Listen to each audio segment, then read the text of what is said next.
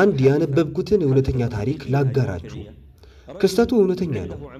እናም አንድ ዶክተር ቀዶ ጥገና ሊያደርግ ከታማሚው ጋር ቀጠሮ ይዞ ነበር። ነገር ግን በሰዓቱ አልተገኘም። 10 ደቂቃ አረፈደ። ወደ ሐኪም ቤቱ እየገባ ሳለ ቀዶ ጥገና ሊደረግለት ቀጠሮ የተያዘለት ሕፃን ልጅ አባት አገኘው። ይሰድበውና ያመናጭቀው ጀመር። እናንተ ዶክተሮች ስትባሉ ለሰው አታዝኑም፣ ሁሌ ማርፈዳ አመላችሁ ነው፣ አረመኔዎች እያለ የስድብ ማታ ወረደበት። ዶክተሩ ግን አንዲትም ንግግር አልተናገርም። ዝም ብሎ ወደ ሕክምና ክፍል ገባና ሕፃኑ የት አለ ካለ በኋላ ቀዶ ጥገናውን ጨርሶ ወጣና ለልጁ አባት ለአላህ ምስጋና ይገባው፣ ሕክምናው በተሳካ ሁኔታ አልቋል አለው።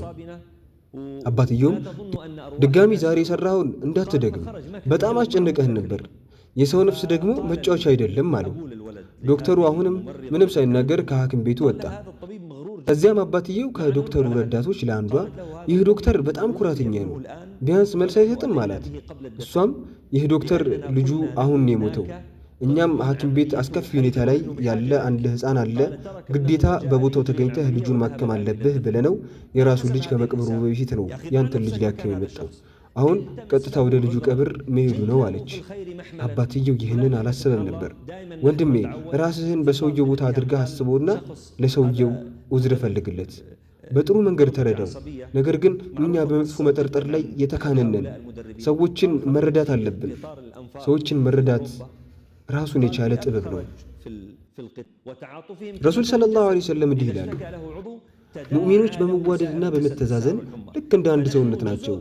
ከሰውነት ክፍሎች አንዱ ከታመመ ሌሎች አካላቶችም በትኩሳትና እንቅልፍ በማጣት አብረው ይታመማሉ። ስለ ራሴ ብቻ ማሰብ፣ ለራሴ ብቻ ዑዝር ምሰጥ ሆኜ ሰዎችን ባገኘሁት አጋጣሚ ሁሉ በሰሩት ስህተት የምወቅስ ከሆነ ከእስልምና ጋር እየተጋጨው ነው። ረሱል ሰለላሁ ዐለይሂ ወሰለም አንድ ቀን ወደ ቤት ገቡ። በአላህ ጠይቃችኋለሁ እዚህ ቦታ ላይ እኔ ብሆንስ ብላችሁ አስቡ። አሁን የምጠቅሰው ታሪክ ከባድ ነው። ያ ረሱላላህ እርሶን ባለመመሳሰላችን ይቅር በሉን። የእርሶ ደረጃ ጫፍ የማይደረስበት ሆኖብን ነው። የእርሶን መምሰል ስናስብ ከታችኛው ሸለቆ ሆነን ርዝመቱን ለማየት ወደሚያስቸግር ተራራ የመውጣትን ያህል ይከብደናል። ሰው ጥፋቱ እንዲሰማው ራሱን ከትላልቆች ጋር ማነጻጸር ችግር የለውም። አስበው፣ የተከበርክ የታፈርክ የተፈራህ በሆንክበት አካባቢ እንግዳ ቤት ጋብዘ ሚስት ፊት ለፊት ከሰው የተላከልህን ሳህን ሆን ብላ ስትሰብረው ምን ታደርግ ነበረ? ሚስትህን በዛው ቅጽበት ብትፈታት ማንም ተሳሳትክ አይልህም፣ ብትመታት ማንም አይፈርድብህም። ይህ የሆነው ረሱል ሰለላሁ ዐለይሂ ወሰለም አይሻ ዘንድ በሚያድሩበት ዕለት ከሚስቶቻቸው አንዷ ጣፋጭ ሰርታ ስትልክላቸው አይሻ ረዲየላሁ ዐንሃ ተናዳ ሳህኑን ከነምግቡ ወርውራ ሰበረችው። ረሱልም ሰለላሁ ዐለይሂ ወሰለም እናታችሁ ቀናች እያሉ ስብርባሪውን ሰበሰቡት።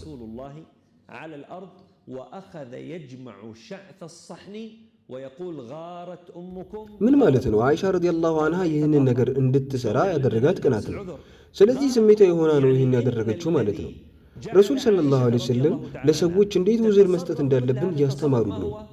ሕይወታቸው ሙሉ በዚህ አይነት ትምህርት የተሞላ ነበር። አንድ ሕግ አለ፣ ዑለሞች ምርጥ ሕግ ብለው ያወደሱት ምርጥ ሕግ ነው። እርሱም እስልምና ምክንያቶችን በመቀበል ላይ የተመሰረተ ሃይማኖት ነው። ገባችሁ? በደንብ ልብ በሉት። የእስልምና መሰረቶች ስንት ናቸው? 5። ጾም ላልቻለ ሰው ይተውለታል። ጾም ያልቻለን ሰው ዑዝር አላህ ይቀበለዋል።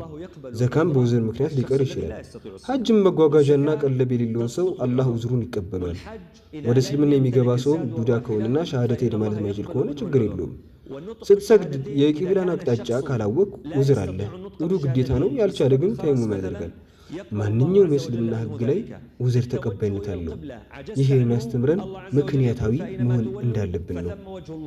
الوضوء فرض فإن لم تجد الوضوء فتيمموا صعيدا طيبا وهكذا.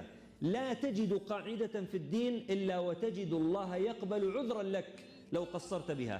هذا المعنى يرسخ عندي كيف أعذر الآخرين فيما ظاهره الخطأ عليهم.